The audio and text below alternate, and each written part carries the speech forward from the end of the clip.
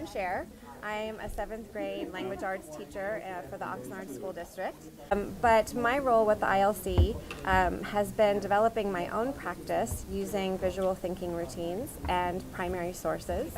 So I went to my friends at CSUCI and I said, this is what I do with classroom teachers, and I would really love the opportunity to present to your pre-service teachers. And at first I was thinking secondary because I'm a secondary teacher.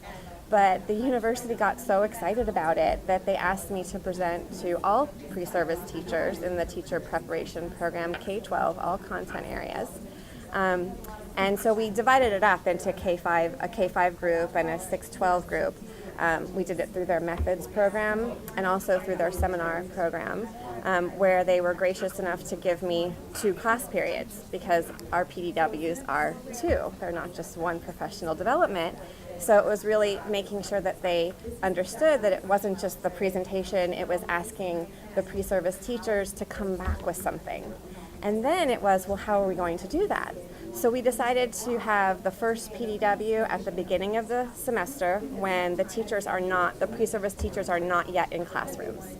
So it's really a part of their, hey, these are some ideas that you can take into your student teaching experience, right? Because then as a pre-service teacher, you could say, well, Matt, could I bring in a primary source that has something to do with that?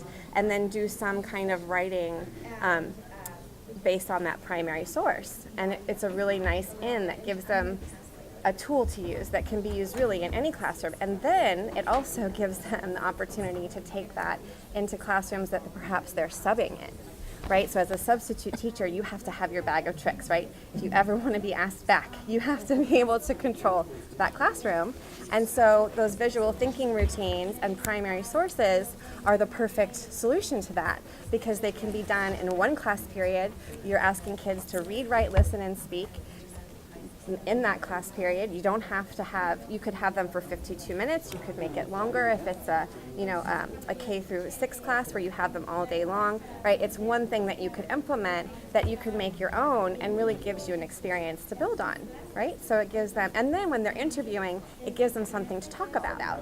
So the presentation is that best practices, but then the second part, the follow-up, we planned it so that when the student teachers were actually in their classrooms, so they were teaching, and we asked them in your teaching, sometime in your student teaching, to implement one of these visual thinking routines that you've learned about. And really overall, it was that writing across content areas is not that hard to do.